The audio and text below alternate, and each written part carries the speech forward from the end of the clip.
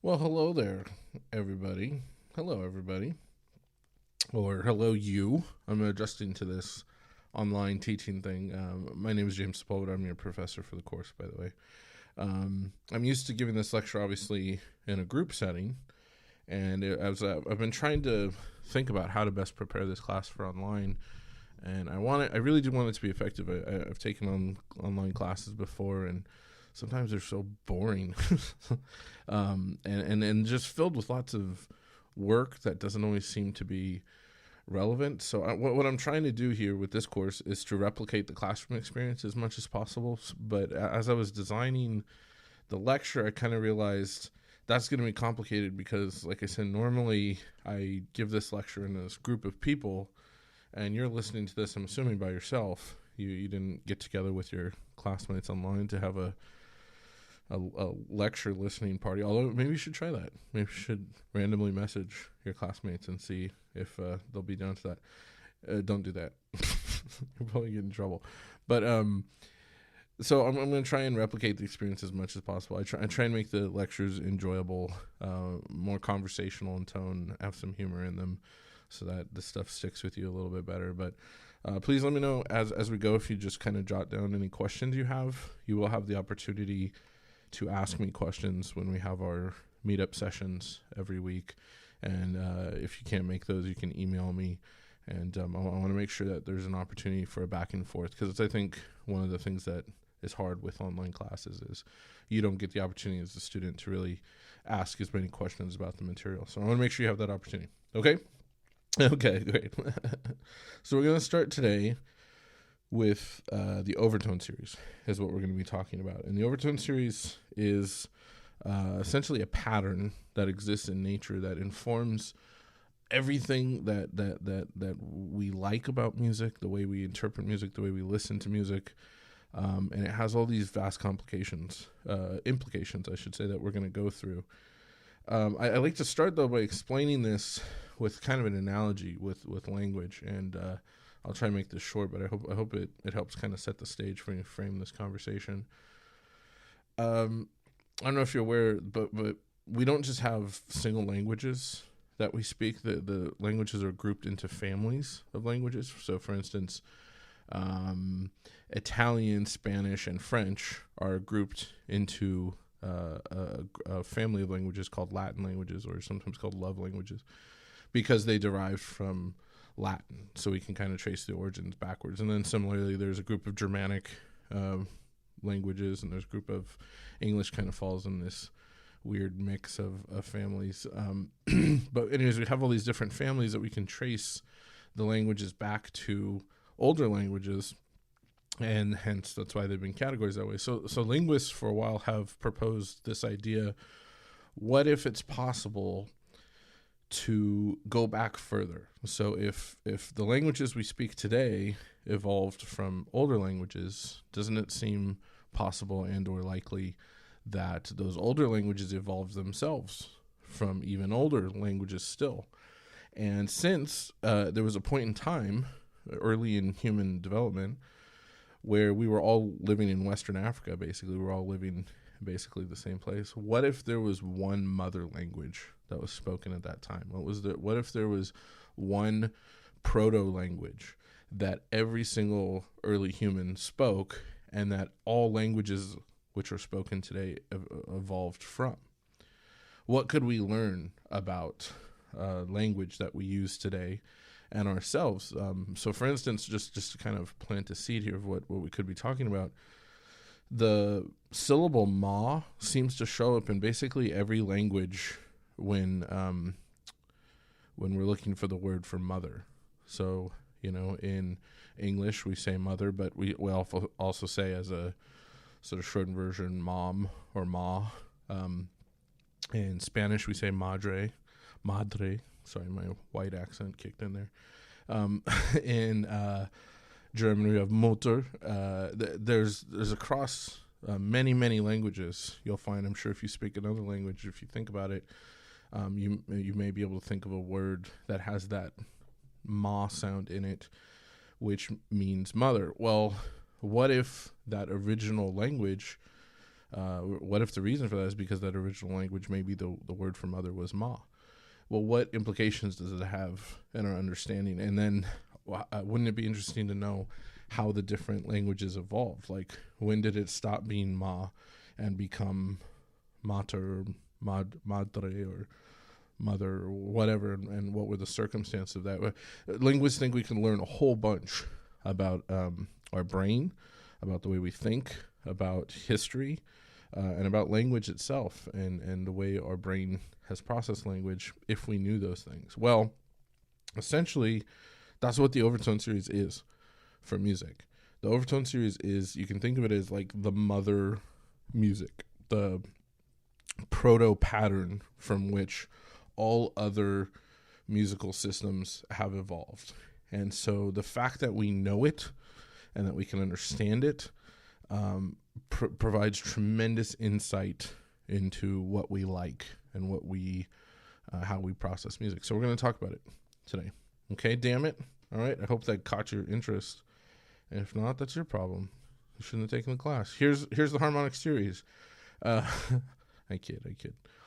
This. By the way, the word harmonic series is synonymous with overtone series, so that they mean the same thing. Harmonic series, overtone series. So if they're used interchangeably, don't let that confuse you. This is what it looks like. I'm sure you look at this and it just looks like a bunch of nonsense. We're going to go back to this picture in about 20 minutes, and hopefully it's going to make more sense to you what's going on. But this is it. This is the overtone series right there. All right. So why should you care? First of all, let me just say that's quite a pessimistic attitude you're taking. Maybe you should be taking classes to learn things. How about that? Maybe you want to learn about the world. Well, if not, if you don't care about those things, if you just want to live your life in a dry, moment-to-moment existence where you just simply lunge from one life achievement to the next until you accumulate a bunch of wealth and die, well, then I understand that, in which case it's going to be on the first test, so that's why you should care, okay? If you're a little bit more of a thinking person, a feeling person who wants to grow and evolve, then maybe these other answers will be compelling to you. It's something in life that I find very fascinating, which it's so simple and it's so obvious that it's complex and it's difficult to understand. And I think that'll make sense as we dive in. But it's really not complicated to explain. But once I explain it to you, I think you're still going to kind of go, huh? What does that mean? Well, I don't understand it. I don't get it. And it's not until you really deal with it for a little bit and process it that you start to get, oh, that's fascinating, that's actually happening and I'm not aware of it. Number 3, it's universal to all humans, regardless of genetic differences, cultural differences, environmental factors. How many things is that true of? Think about that for a second. We spend a lot of time as humans fighting and thinking about what's different amongst ourselves. And this is one of these things that is universal. Every single person has this, or has the capacity for this. So that's kind of fascinating. And then going further, it actually goes beyond us. It goes beyond Homo sapiens. It goes beyond humans to the animal kingdom, as you're going to see here in a second.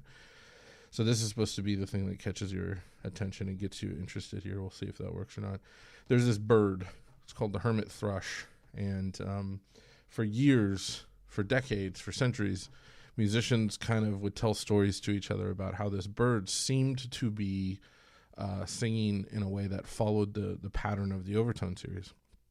And it was just kind of a rumor. It was just kind of a story amongst musicians until this group of scientists decided to do a study. So you can see there's a team from University of Vienna, Cornish College of the Arts, and Philipps University of Marburg that basically recorded the hermit thrush singing, making its bird sounds, and then analyzed the frequencies. And what they determined was not only was the bird following the patterns of the overtone series, which again is this pattern that you have that influences the way you like music and all humans interact with music, but it was staying in key. It was actually staying usually in one key, which normally this is where I tell a joke and I say, the bird stays in key. That's more than we can say for most American Idol contestants. Now, if there was a classroom full of people, some people would laugh, but I don't know. You probably just rolled your eyes, so sorry about that.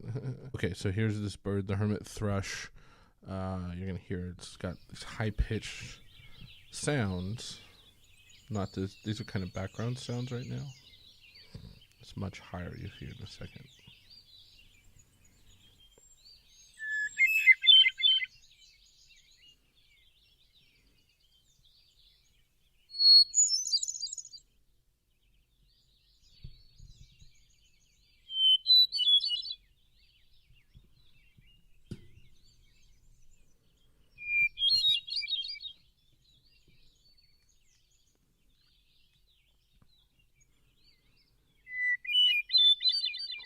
So sorry for blasting your ears out there at first. I turned it down. But so what's significant about that is here's this bird that is singing notes in a way that reflect the same patterns of the overtone series that go on in our brains, which we're going to talk about. And also, in this case, it's staying in the same key. So that's kind of fascinating. Hopefully that piques your interest a little bit about what is this overtone series thing. Well, to answer your question, the overtone series is take this second bullet point. Here's your definition you'll need for the test. The overtone series is a principle of nature. Instead of the word that, a better word would be wherein. Isn't that a fancy word? Wherein, WHEREIN, is a principle of nature wherein one pitch producing vibration causes other vibrations related by integers. That is a mouthful.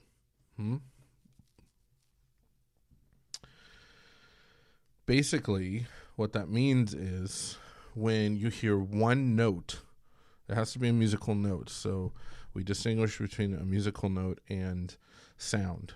I'm recording this for you at my desk at home, and if I just smack my desk, that makes a sound, but it doesn't make a tone. So we need a tone like la. That makes a musical pitch. When we hear a musical pitch, we're not just hearing one sound, is essentially the key concept here of the overtone series. You think you're hearing one sound, but you're actually hearing multiple sounds. And those multiple sounds, those number of pitches, are related by integers, meaning 1x, 2x, 3x, 4x, 5x. So we measure vibrations in hertz. So 1 hertz equals essentially a pair of vibrations. If you think of a doorstop, if you ever been really bored and just flung a doorstop for a while, you should try it. It's hypnotizing. But if you fling a doorstop, it goes one way, and then it goes the other way, and then it goes back to the first way again, and it does that really fast. So it goes and then it slowly the movement gets smaller and smaller until it comes to a stop, right? Well, if you think of that's basically what vibrations are for anything that produces a pitch. If you think of the doorstop going, say, to the right first and then kicking back over to the left, that would be 1 hertz. We would count that as 1 vibration. And then when it does that again, it would be a 2nd hertz. Or if you think of a string, imagine you have like a rubber band held kind of tight and you pluck it. It's going to move up and then it's going to move down. It's going to move up and down, up and down, up and down. 1 hertz equals 1 pair of up and down vibrations. So it goes up, it goes down. That's 1 hertz. So what that means, the reason why this is relevant is, let's say the tone you're listening to is 100 hertz, which is a fairly low sound. The other notes you're hearing that you're not aware you're hearing are 200 hertz, 300 hertz, 400 hertz, 500 hertz. Et cetera, et cetera, et cetera. And then just as a little sort of sidebar conversation here, it says here in this bullet, humans, and this is in your textbook also, by the way, which I'm sure you're reading voraciously. I'm sure you're consuming with passion, right? I'm sure you're weeping tears of joy as you read the book. So the range of human hearing when it comes to hertz is roughly 20 hertz to roughly 20,000 hertz. So 20 hertz, first of all, that's quite low. That's the very low end of a piano. When we get much lower than that, we're talking about like grumbling sounds that are basically inaudible to humans. However, we think, scientists have speculated at times that, like, for instance, before an earthquake, there are a lot of types of birds that will kind of take off, almost as if they can anticipate the earthquake is coming. They'll flee. And the guess has been, well, what if they can actually hear those really low sounds of the earth moving before the rest of us, before humans? Similarly, on the high end of the spectrum, 20,000 hertz is very, very, very, very high. Most humans don't listen to sounds that high. And so what happens is, because of this concept, this is a pretty interesting concept, I think, called neuroplasticity, which is this idea that your brain essentially gets better at things it does repeatedly, and it gets worse at things that it doesn't do often at all. So if you repeatedly, when it comes to listening to sounds, if you're repeatedly listening to very high sounds, you'll get very good at hearing the difference between very high sounds. Here's a good example for you. I've heard, I don't know if this is true, but I'm sure some version of it is true, that Eskimos have 7 different words for snow. They don't just see snow as one thing, because they've grown up in very cold temperatures. So there's all kinds of snow. There's slippery snow, there's powdery snow, there's snow, what's it called, black ice or something, I don't know. I don't know. I grew up in San Diego my whole life, so it's just snow to me. But the point is, because they have all of this experience dealing with snow, they've learned to distinguish between all these different kinds of snow. Whereas for us, who are San Diego natives, bred and born, we might have that same ability for, California burritos or something. But we don't have the same ability for snow, because we don't have the same range of experience. So what happens in terms of hearing is, as we get older, we're not listening to those higher pitched sounds anymore. And so literally our range of what's audible starts to shrink. And so that's why, I don't know, a couple examples to prove this point. They have those ringtones now that the kids are downloading these days that are really high pitched, and the teacher won't notice. I don't know if you've ever been around these, but I taught high school for 10 years, so I got exposed to some of this stuff. There's these ringtones that are very, very high pitched, and oftentimes the teachers can't hear them because they're older, and so their range of what they can hear in terms of how high it is has shrunk. So all the kids in the class are like, "Oh my God, make it stop! It's so annoying!" And the teacher has no idea what's going on. Similarly, it's a very similar concept. I don't know if you've ever been around an elderly person with a hearing aid, and it's making a really high pitched sound, like it's kind of going off. And they're totally oblivious to it. They don't know what's happening. Everybody else is, for the love of God, make it stop. It's because they literally can't hear it. They've evolved. Their brain has basically, over time, gone, you're not listening to those higher sounds anymore. We're going to save energy and not use that part of the brain anymore that's capable of hearing those sounds. The brain is very lazy. It's a concept we're going to talk about throughout this lecture and throughout the course. Okay, so moving on here again, to restate, if we hear one pitch, we're actually hearing multiple pitches. If that pitch's hertz was 100 hertz, the other pitches we're hearing are 200, 300, 400, 500. That's what integer means, okay? Each succeeding vibration is less audible, so the 100 hertz is going to be the loudest sound, 200 hertz is going to be slightly softer, 300 is slightly softer still, etc., etc., until technically there's an infinite number of pitches that we hear, but we hit a threshold where we just can't, we're not capable of perceiving it anymore, so we stop being able to tell that those pitches are sounding. All right, so in order to kind of make this point too, I like to back up a second and talk about the process of pitch perception generally, the way it works, so that you can kind of understand what's going on when we hear a sound. So the first thing that happens is a sound source vibrates. So let's assume we're listening to my voice here for a second. So I'm saying, I go, la. I sing, I know. Wasn't that beautiful? My vocal cords vibrate. My vocal cords are vibrating. That then causes the air molecules to vibrate around my my mouth. I'm actually speaking into a microphone right now because I want the audio quality to be good for you when you listen to this. That's being captured digitally. I'm recording this. you're playing it back on your whatever device you're using, and the air molecules have essentially the vibration of the air molecules caused by my vocal cords have been captured. A little picture of them has been taken, and then when you press play, however you're listening to it, it basically starts moving those air molecules again. So if you're listening to it on the speakers of your laptop or your tablet, then the air molecules right around the speaker start to vibrate.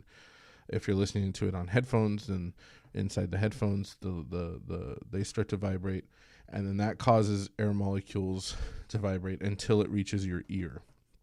Okay, so when the sound reaches your ear, there are these little hairs inside your ear, inside this part of your ear called the basilar membrane, that start to vibrate. And when they vibrate at the same frequency as the original pitch source, which this is all very interesting. And actually, all along the way, the speed is maintained. So in other words, if I sing la, and I don't know how fast that is, I would guess it's, probably around 200 hertz. Let's just say 200 hertz because that's a round number. The air molecules are vibrating at 200 hertz. The microphone I'm speaking into captures that vibration, records it. When you press play and the air molecules start to vibrate, those are vibrating at 200 hertz.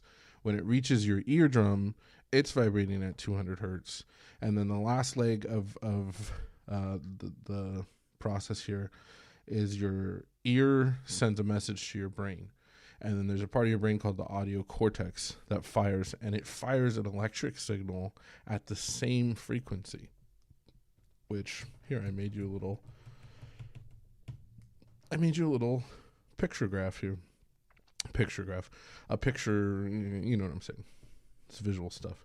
So you have the sound source here vibrating. In this case, the sound source is me singing la. That causes the air molecules to vibrate. If we were in the same room together, then the air molecules would vibrate until they reach your ear. Obviously, you're listening to this. You're pressing play off a recording. So the sound has been captured in time, and then we press play, and then it goes to your ears after that. When it reaches your ear inside here, what's cool, you'll see in a second here, I have it in the next slide. When it reaches that part of your ear, this is your basilar membrane, there's little hairs inside your ear. They're arranged like a piano, meaning on one end we have very, very low sounds, and on one end we have very, very high sounds. And so if I said, my la was 200 hertz, there's a specific set of hairs that will wiggle at 200 hertz when you hear a sound that is 200 hertz. So we can tell just by looking at which hairs are firing how high or low the sound is you're listening to. Okay. And then the last thing that happens, like we said, is your brain receives this message from your ear. And it's only then, this is a really important concept here, it's only when it gets to your brain that the vibration is converted into sound. Up until that point, it's just vibration. This is the same thing with eyesight. So if you understand anything about the science of how we see things, it's actually a really similar process. So we can only see in a certain spectrum, just like we can only hear from 20 to 20,000 hertz. And there are dogs that can hear, dog whistles that are higher than that. And we talked about the possibility that birds can maybe hear lower than that, et cetera, et cetera. We can only see in the visible light spectrum. There's, I forget all. I'm not a good science person. Some of you out there probably know this stuff though. But there's like infrared is a light spectrum, and I think X-ray is one, right? And the idea is that we can only see some of the light, and then what happens is the light waves actually, very similarly, I don't know if vibrate's the right word, but they do their wave thing until they reach our eyes. And then our eyes send a message to our brain, and it's only when the light waves, it's only when that signal is sent to the brain that the light waves are converted into what we process as an image, or as moving images, as like our sense of sight. So the brain is the key factor here. So if you've ever heard the riddle, people will say sometimes, if a tree falls in the forest and there's no one around to hear it, does it make a sound? The answer to that, we can say, unequivocally is no, it does not make a sound unless there's a brain to convert the vibration of the falling tree into sound. Then it's just a vibration. That's a dorky thing, but maybe you can take that to a party and bore people with it. Okay, so back to our definition here. The key thing to understand is that it's a principle of nature that one pitch-producing vibration causes other vibrations related by integers. So part of the reason we know this is true is we can actually look at the hairs that vibrate in your ear, and we can look at the parts of your brain that fire. And when we hear that one sound that we say we think is 100 hertz, we see in your brain 100, 200, 300, 400, 500 hertz. Those parts of your brain all light up. Similarly, we see in your ear those little hairs, 100, 200, 300, 400, 500, they all light up. So we can see that although you think you're only hearing one sound, you're actually hearing multiple sounds. So I made a visual representation of this. We have our fundamental 100 hertz. The frequency is represented by the height. So as we move from left to right here, the frequency is getting more and more, 200 hertz, 300, 400, 500. And then the loudness is represented by the thickness of the bar here. So here 100 hertz is very loud. It's the loudest sound to us. 200 hertz less so, 300 less so, 400 less so, 500 even less still. Okay, so that's the basic idea here, folks, is that when you think you're hearing one sound, you're actually hearing multiple sounds. Here's a graph of what this looks like mathematically. We have the what we call the fundamental, the primary sound, the first sound, and then we have twice that speed here represented with the waves, and then we have 3 times that speed we're also hearing, and 4 times the speed. Another way of thinking about this is imagine this is a long string here. I do this in the classroom. I have an extension cord. I'll have someone hold one end of the extension cord, and I'll hold the other. If we were to pluck that string, if we were to shake that string, it vibrates as a whole string, but it also actually vibrates in halves, and it vibrates in thirds, and it vibrates in fourths and fifths and sixths, and again, technically an infinite number of smaller parts, but we reach a limit to what we can hear. So that's the overtone series in a nutshell. Hopefully, the question that comes to your mind now is, well, if that's the case, that there are multiple sounds going on when I think I'm only hearing one sound, why can't I hear it? Why do I think it's only one sound if it's actually multiple sounds? Did you ask yourself that question, or are you getting bored? Well, sorry. Sorry, I'm stupid. I'm trying to keep you engaged, but like I said, it's weird to do in this one-on-one context. Anyways, okay. Why can't we hear it? Well, it was an evolutionary benefit for us not to hear it. 2 quick explanations here. First one is it saves energy. Our brain figured out, oh, all of those sounds are coming from one sound, so I'm just going to hear it as one and save energy. That's an important part of our brain. Our brains are energy-saving machines. But the second part is actually, you can imagine, I'm going to paint a rather odd picture here for you, but I think an illustrative one of why it would be an evolutionary advantage to not hear all of the sounds all the time, okay? Here we go. Imagine you are a squirrel in the forest. So this is the forest. These are the sounds of the forest around you. There's predators everywhere. There's hawks above you. There's monkeys above you. There's snakes on the ground. There's, all kinds of insects that can kill you. You're surrounded by danger. And every sound you hear is a potential predator, right? So if we wait a second, we should hear a sound. Let's wait for a sound. Oh God, what was that? That's you. That's your little squirrel brain freaking out. What is that sound? What does that sound? Well, what was that? So already there's a lot going on in the jungle, right? If every time you heard one of those sounds, every time you heard one of those branches snap, or you heard something moving in the trees, or you heard leaves rustling, if you heard those as individual sounds, you would think that there's not just one potential predator, but there's 8 or 10 potential predators every time you heard a sound, and you'd freak out. And so this is you, squirrel, having lost your mind. Make it stop. Very stupid, I know, but so that's the idea, is that you evolved over time. Your brain went, all of those sounds that we're hearing come from one source, and since they come from one source, I'm going to process that as one phenomenon, because it saves energy, and also because it stops you from thinking that there's multiple dangers out there when there are not, if that makes sense. Okay, so that's the rationale behind it. So we're back to this picture that we started our lecture with, and hopefully this makes more sense now. So again, here we have our fundamental. Think of it as like a string. It's vibrating here as a whole string, and then it's vibrating here in half, and then it's vibrating here in thirds, and then fourths, fifths, sixths, sevenths, eighths, ninths. Technically, it would go on an infinite number of times. Okay. Well, if you're anything like me, when I heard this the first time, it's not a complicated explanation, right? I mean, you can remember the definition easily for the test. What is the overtone series? If we had to break it down to a really simple definition, it's when we think we're hearing one note, we're actually hearing multiple notes, and those multiple notes follow an integer pattern.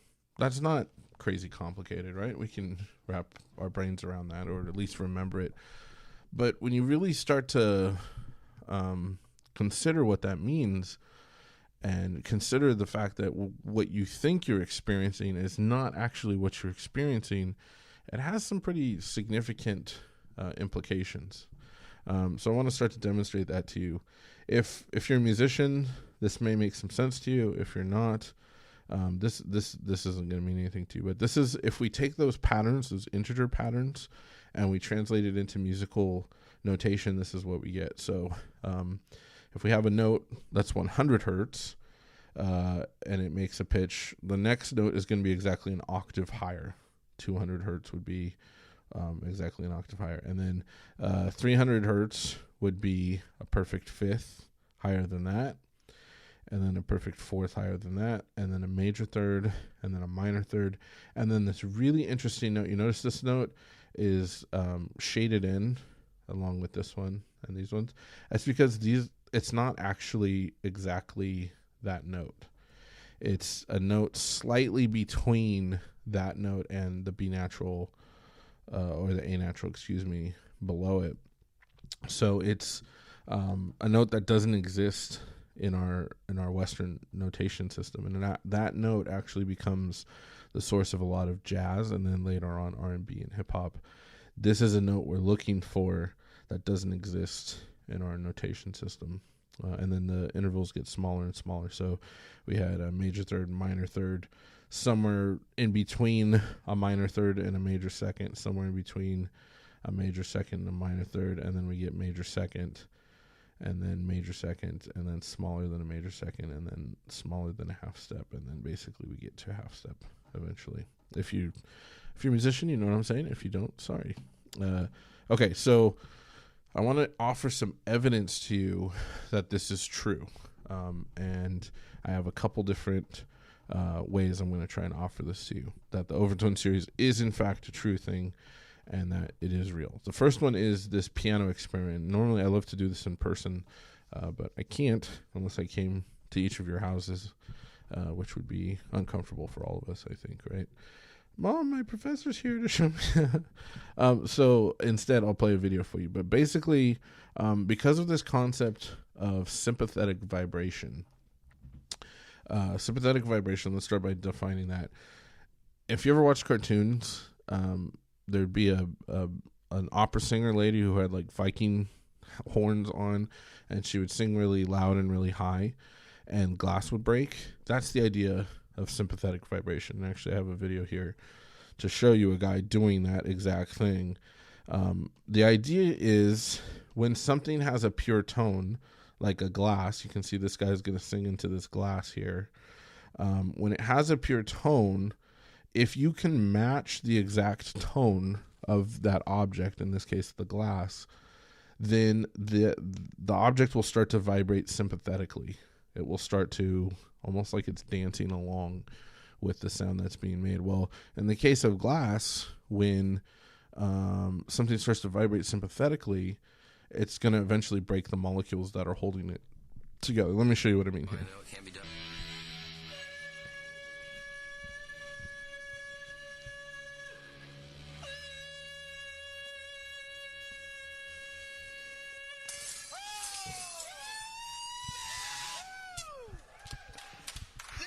They're going to show it in slow motion here in a second. That is a first on television. A Mythbusters exclusive. 556 hertz, 105 decibels, and 20 attempts makes for a world first. So the glass, if you were to go up to the glass and kind of hit it with your fingernail, it would go ting. It'd make a sound. He was able to find that pitch and then just essentially scream that pitch or sing that pitch really loudly. Obviously, you could see he had the glass. You can see how close he has to his mouth. Watch. I guess that's the best view you get, but it's really close to his mouth, and it because it's so close. Look at that. Look at that dummy. Because he's holding it so close to his mouth, the molecules started to vibrate sympathetically, and that eventually broke the glass. So if that hopefully proves the concept to you that sympathetic vibration exists, what we're going to do now is you're going to see a video where a guy, Leonard Bernstein's his name, he's at a piano. He's going to hold down a note that is part of the overtone series of a lower note, and then he's going to strike the lower note, and you're going to hear the upper note ring even though he didn't play it. So it's going to be evidence that what's actually going on is when the lower note is vibrating in halves, let's say, it's causing the octave higher note to sound. So let me see if... It's a musical... No, not this guy. We did this guy already. They're going to play them again. This is the one we want here.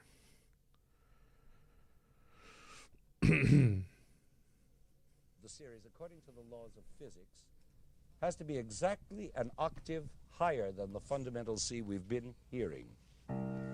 In other words, it's going to be this C, an octave higher. Now, if I silently press down the key of this higher C and hold it so that the string is free to vibrate, and then abruptly strike the fundamental C, an octave lower, what do you hear?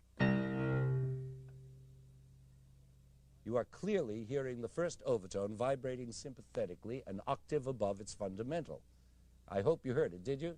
Listen again. Clear as a bell. So obviously this upper C is an integral part of the C an octave below. It's a built-in harmonic sounded by the two halves of that lower string vibrating independently. The next overtone of this preordained order results from that same fundamental string vibrating in three parts. And this one will be the first different overtone. That is the first one you'll hear other than a C. And it's going to be a G, this G. And now let's repeat our experiment. I press this new one down silently, and then again strike the fundamental C. What do we hear now? That G, right? A new tone, again clear as a bell. You want to hear it again? Now we've just reached a very significant point. Have you noticed that the fundamental tone and its first overtone are really the same note, C, but an octave apart? But this new overtone, G, is a fifth away from C. So we now have two different tones, and once they are established in our ears, we are in possession of the key to the whole tonal system, a system based on the concept of tonic and dominant. Tonic and dominant. This C represents the idea of tonic, which has the function of establishing the tonal. So I just want to interrupt here for a second. He's going on an important tangent. He's left the pattern of the overtone series for a second to explain to you one of the first and most significant implications of the overtone series, which is, again, because we have these two different notes, C and G, for example, that becomes the foundation of our tonal system. It's actually the reason we have 12 notes in our musical vocabularies, because if you start on any given note and you go up a perfect fifth, which is the distance between C and G in this case, which is the distance between the first and the second, the fundamental and the first overtone in the overtone series, you pass through 12 pitches before you return back to your original pitch. So he's on a little bit of a tangent here. He's going to go back to moving up the overtone series here in a second. Center of any given key. And the function of the dominant is to aid and abet in the establishment of that tonality through a special relationship it enjoys with the tonic, owing to their proximity in the harmonic series. But more of that later. Right now, on to the next overtone, which is again a C, a fourth higher than the G we just heard. Shall we repeat the experiment?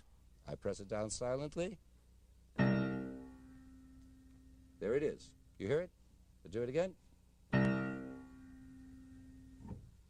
Now, the next one is again a new pitch, this time a third higher than its predecessor. Notice that the intervals are getting progressively smaller as we ascend the series.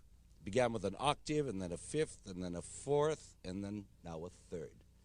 And this new overtone will be this note E. Listen. It's a bit fainter, but it's there for all to hear. Shall I try it again? Hear it way back there? One last time. It's clear. And there you have the first 4 overtones of the series. So again, the reason why this is evidence of the overtone series, you're hearing that top note ring even though he didn't play it. And the reason you're hearing it ring is because the lower note is not just vibrating as that one pitch. It's multiple pitches.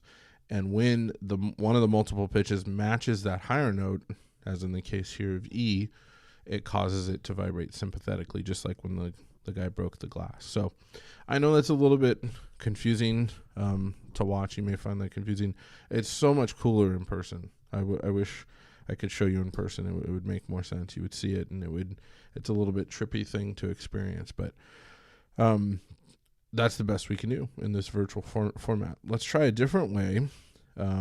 This will be easier. I'm going to ask you, I always ask every class I've ever shown this to sing along. Most of the time they don't. Maybe since you're sitting at home alone and there's no one around, try and sing along here. Yeah? No one's going to judge you. But this is Bobby McFerrin. He's going to do a little experiment, just trying to follow along with him. So maybe I'll sing for you.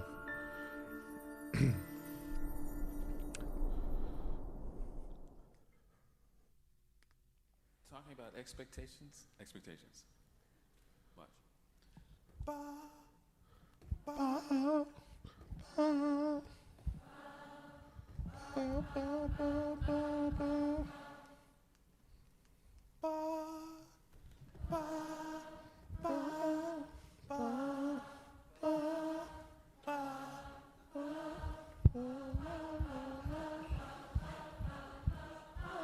Okay.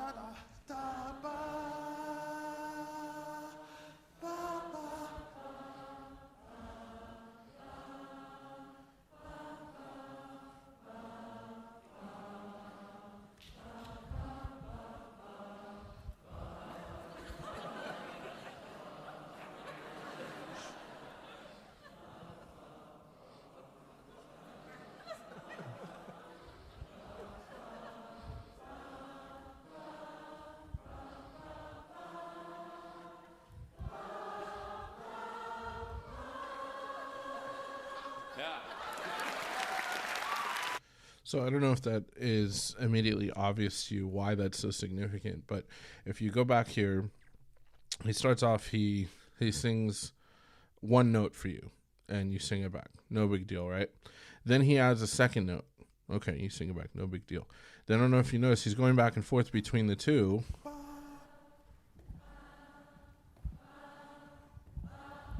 So this is the first note. Here's the second note. This is not a big deal, right? Because you're just mirroring back what he did, so no big deal. Here's the first big thing that happens, right? Right there. Okay, so what's happened there, he never gave us the third note. And yet, everyone in the audience, and you, if you were playing along, knew exactly what note to sing. How? How did you know what note to sing? The answer is the overtone series. You assumed without thinking. This is pre-conscious. This is not something you think about. This is something that is ingrained in your brain, whether you want it to be or not. You assumed the next note would follow the pattern of the overtone series. And then later on, he eventually starts adding all kinds of notes. He's going lower and lower and higher, higher, And again, you just assumed, and the audience assumed, the pattern of the overtone series, and that's how they were able to sing the correct note. Okay, some other cool things. Everywhere around the world, this is kind of crazy. Everywhere around the world, every culture, whenever kids tease each other, they tease each other the same way. Can you remember when you were a kid what you would do? You know, nanny, nanny, boo, boo, you can't catch me. Or even when you just yell to your friend, you'd be like, Johnny, you're a stupid face, right? Or whatever. That is a particular interval which occurs relatively early in the overtone series called the minor third. Everywhere around the world, when kids tease each other, they tease each other the same way, using the minor third interval. Isn't that a trip? What is it about that interval that makes them associate that with teasingness? I don't know. Interesting. This is also why most songs you've ever heard actually use the same chords over and over again. We're going to watch a video next lecture. These Australian guys showing the four chords that are used to write so many songs you've ever heard in your life over and over again. It's because of the overtone series. It's populated from the overtone series. When you were a child, or maybe you have a child, or you know someone who's learning their ABCs right now, how do we teach children their ABCs? Do we sit them down and go, okay, Johnny, I think you've reached proper age where it's time for you to show that you're capable of... I'm going to make you some flashcards. I'd like you to study flashcards for 10 minutes a day. I'll be quizzing you periodically and evaluating your... Not like, I want to poop in my... Like, the kid's not going to listen to that, right? So what we do instead is we sing to them. We go A, B, C, D, E, F, G. And the kid, without... having to learn the song, right? Do you ever seen anyone having to teach someone like, no, Johnny, it's not la da da da, it's la da da da, la da da da, la da da da. Then we just go la da dee dee dee dee dee, right? We just sing, we just do it. You're born knowing the song because the song corresponds to the overtone series. A, B, C, D, E, F, G, H, I, J, K, L, M, N, O, P, right? That's what the kids always do, right? L, M, N, O, P, they combine that all into one word. So in other words, we're born understanding the song intuitively, innately, and then we use the song to teach the ABCs, the letters. Isn't that interesting? All right, one last little cool thing, and I'm sure you're ready to wrap this up.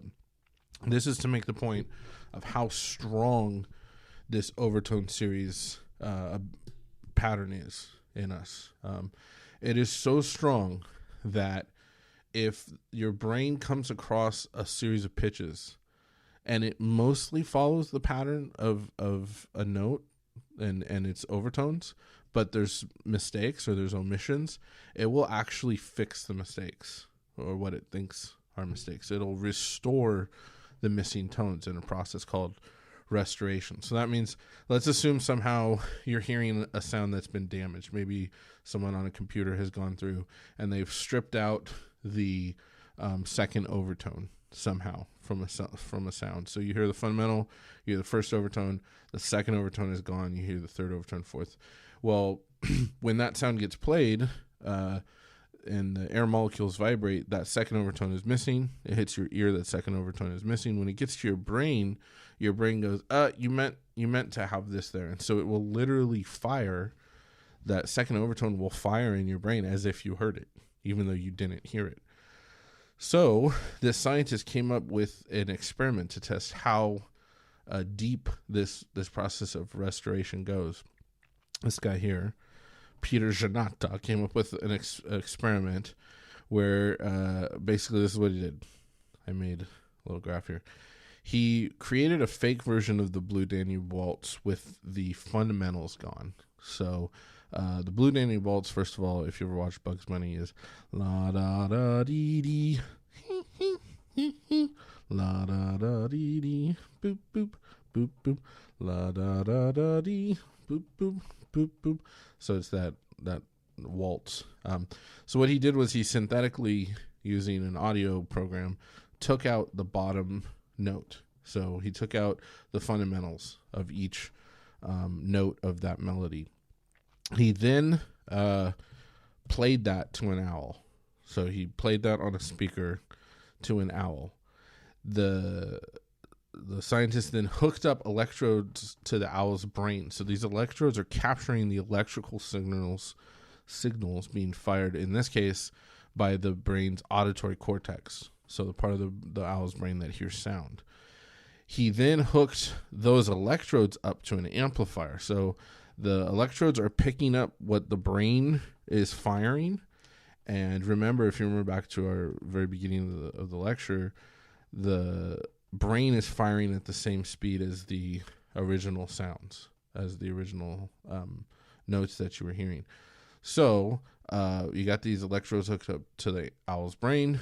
The electrodes are then hooked up to an amplifier. They hooked the amplifier up to speakers. And out of those speakers, you heard... Hold on. I'm supposed to play the song. The Blue Danube Waltz. Or maybe more like... That's coming. But so the idea here is that even though the owl never heard the Blue Danube Waltz exactly because the fundamentals were missing, when that sound got to the owl's brain, the owl, this is the melody right here. Boop, boop, boop, boop. So when the owl heard the missing, the screwed with version where the notes were missing, its brain went, oh no, you meant these notes. The electrodes captured those signals of the owl's brain firing at those frequencies, and then even though it was never played, you heard out of the speakers the Blue Danube Waltz played by the owl's brain.